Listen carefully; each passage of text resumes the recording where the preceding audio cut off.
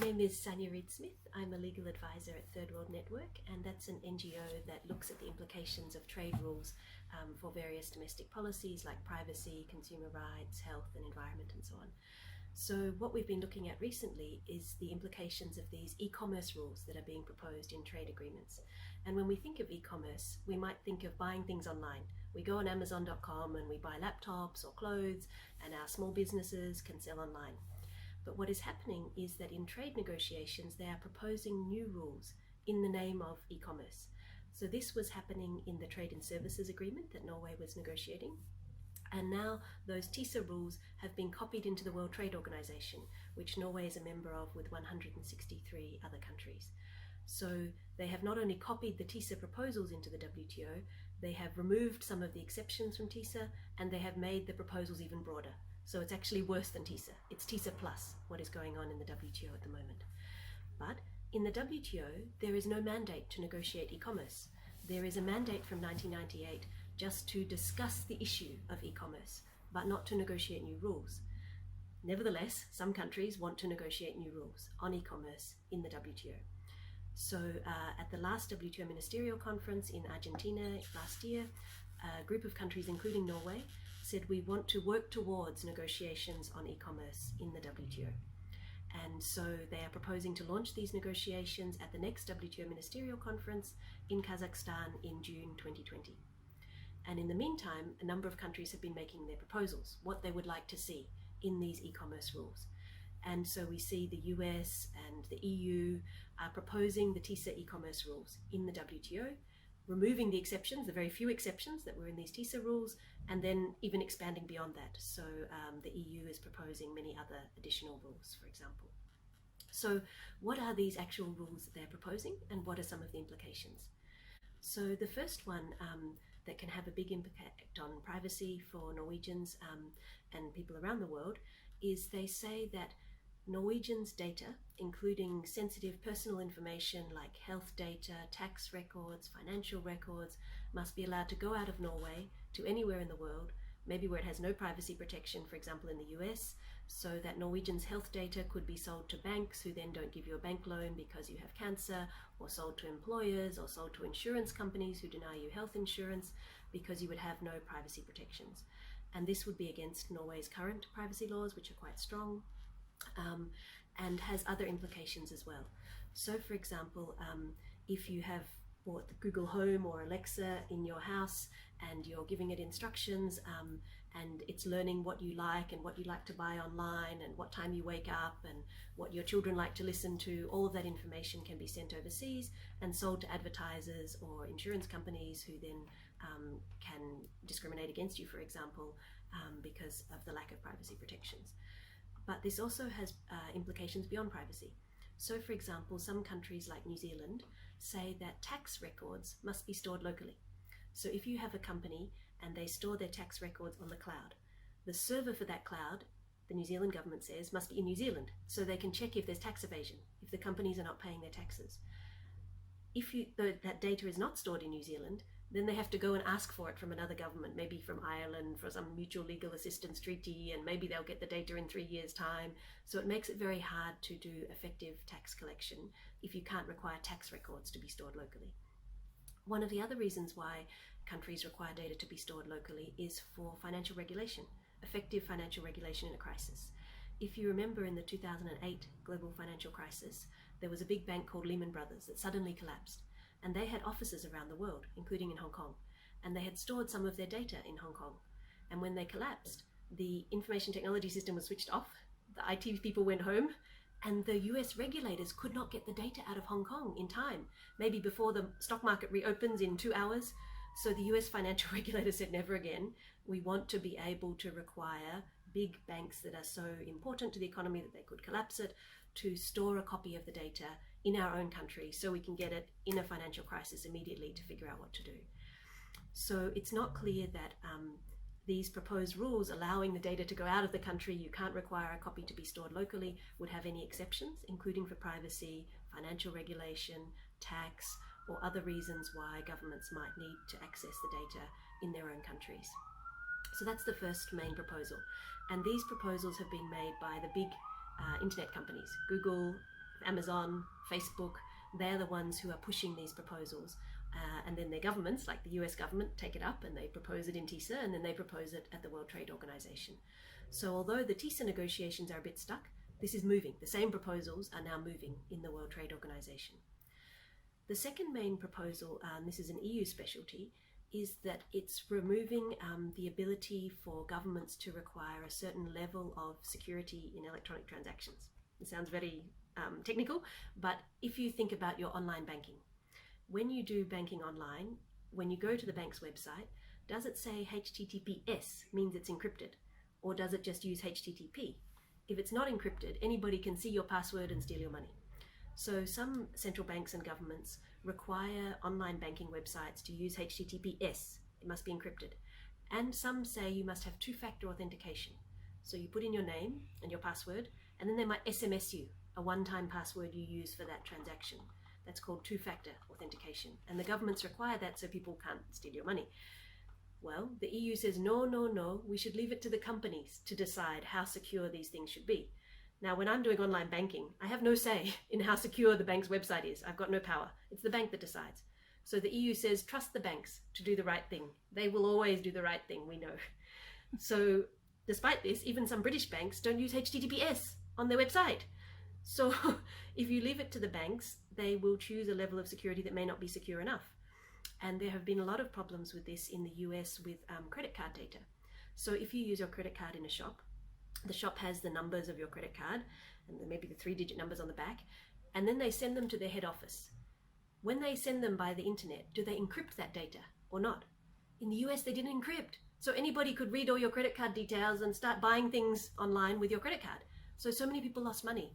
So some US states, for example, and US regulators said, okay, credit card data must be encrypted in transit so that people can't steal it. And the same if you have some kind of social security number in Norway.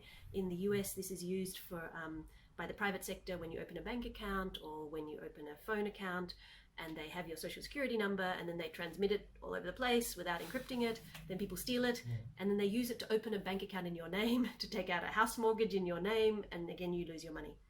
So the EU is saying, in the name of e-commerce, leave it to the companies to decide whether to encrypt your credit card details, your social security number, your passport details. We trust them to do the right thing, but the experts have said that there's a market failure, there's an externality, that the companies won't choose a level of security that is secure enough because it costs them more money. HTTPS costs more money. It costs them more money to encrypt. So if the government doesn't regulate, they will choose not to have sufficient security because they often don't bear the costs. When our credit card data is stolen, it's we that bear the costs, or our banks, or maybe the insurance companies, but not the shops who didn't have the level of encryption that's required. So that's why the experts say governments should regulate this, but the EU says, no, we trust the companies to do the right thing. Maybe you'll get one category of transactions where the government can specify. So the same thing for oil pipeline cybersecurity. In the US, there's an Alaskan oil pipeline that gets millions of cyber attacks a day. And so the Canadian government has said that this is critical infrastructure. They must have a certain level of cybersecurity. The US government says, no, we trust the companies to do the right thing. And the US company got hacked, and their electronic data interchange got compromised. And then, 5 gas companies got in trouble. So governments may also want to set the level of cybersecurity for those kinds of things, also not allowed under the EU proposal. And this has already been agreed in some European Union free trade agreements.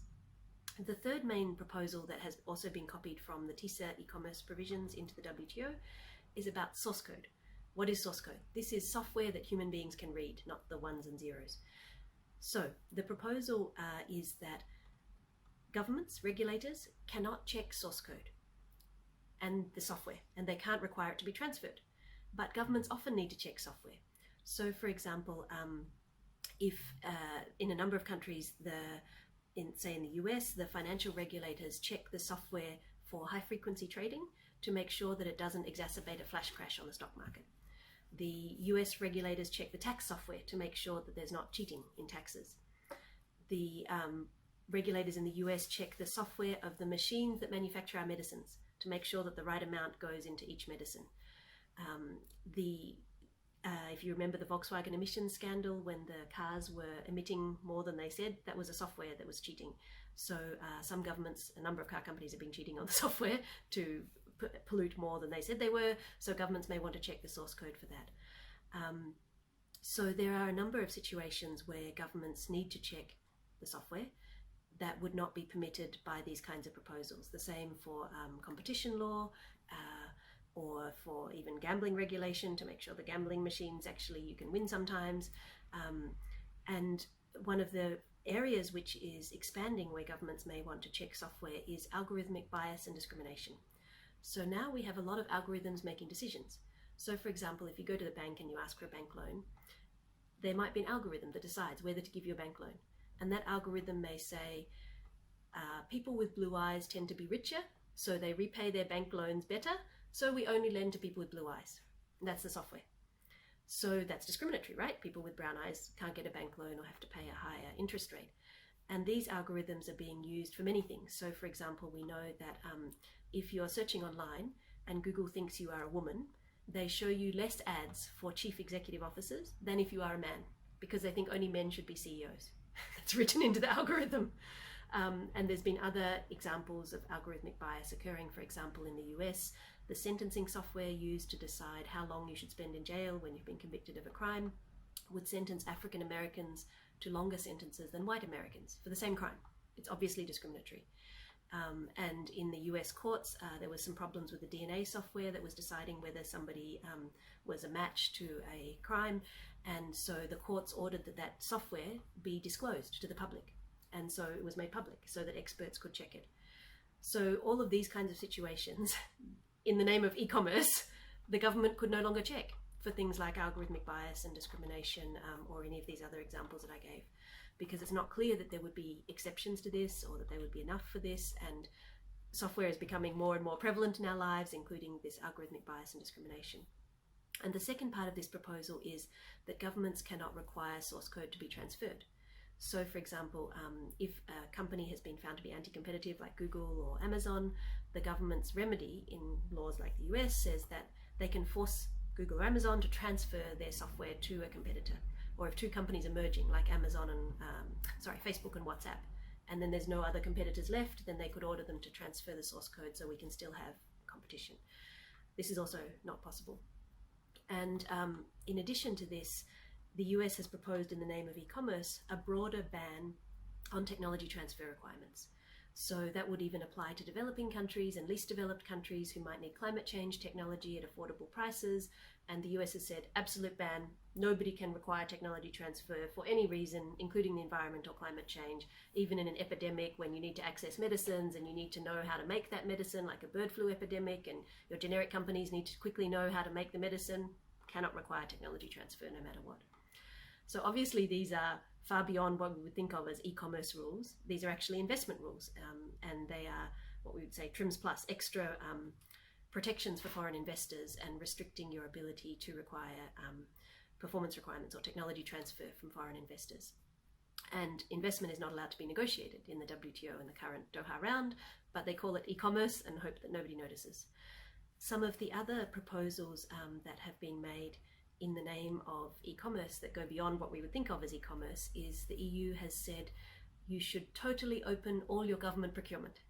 So that would say that no Norwegian ministry can require that they can only buy from Norwegians. For example, if they're buying food for the public schools, they can't say we will only buy from Norwegian farmers. Or if they're buying electricity for the government offices, they will only buy from Norwegian electricity companies. So the EU has said in the name of e-commerce, all government ministries must open all their government procurement of all goods and services, even the $1 or 1 krona contracts that you would normally be able to keep for your local indigenous peoples or small and medium enterprises or local women, for example. This is obviously not an e-commerce issue. This is a government procurement issue, also not allowed to be negotiated in the WTO under the Doha round, but they're calling it e-commerce and hope that nobody notices. So e-commerce is being used as a Trojan horse for a lot of other proposals, and they're just calling it all e-commerce and hoping that nobody notices because maybe politicians think, e-commerce, 21st century issue. I love selling things online, buying things online. Anything in the name of e-commerce is okay. That's fine, without seeing what the details are and what the implications are. So these proposals can have a number of implications for things like the ability to collect tax, including from Amazon or Google or Facebook, So one is the tax records not being able to be stored locally, requiring them to be stored locally, or not being able to check the tax software.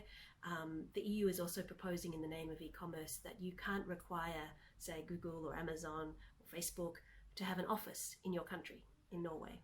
And if they don't have an office here, how do you tax them? Because usually you tax based on them having a presence here. And so even if you try some new kind of tax based on, their profits in Norway or their sales in Norway, if they don't have a physical presence here, who do you send the letter to saying, please pay this tax? There's nobody in Norway to send it to. And then if they don't pay, who do you take to court in Norway for not paying tax? And then if they don't pay, whose assets do you seize when they don't pay tax, if they have no presence here in Norway? So this EU proposed restriction on the ability to require companies to have a local presence can also make it harder for you to collect taxes.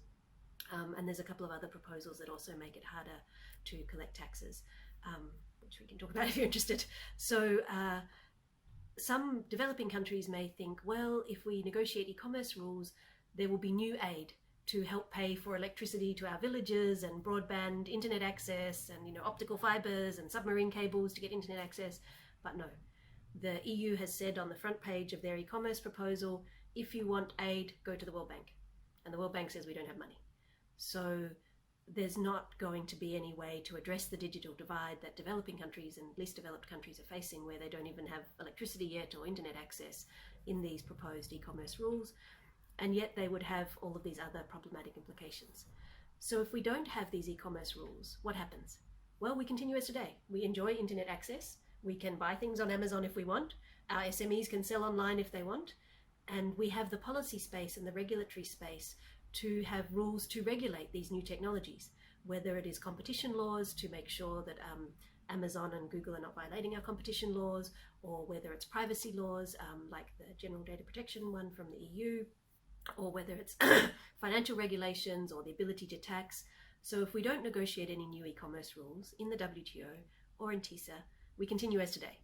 We still have the internet, we can still buy and sell things online, and we also have the space to regulate, to make sure that we can collect taxes from these companies, that we can have competition laws, that we can stop algorithmic bias and discrimination, that we can protect the privacy of our citizens, we can protect them from identity theft of their social security numbers or credit card details, we can protect health and the environment, but a lot of those things could be at risk if governments such as Norway agree to negotiate these e-commerce rules and resurrect the TISA rules, which have been stuck because TISA is not moving, by copying them into the WTO and then spreading them to 164 countries instead of the fewer countries that were negotiating TISA.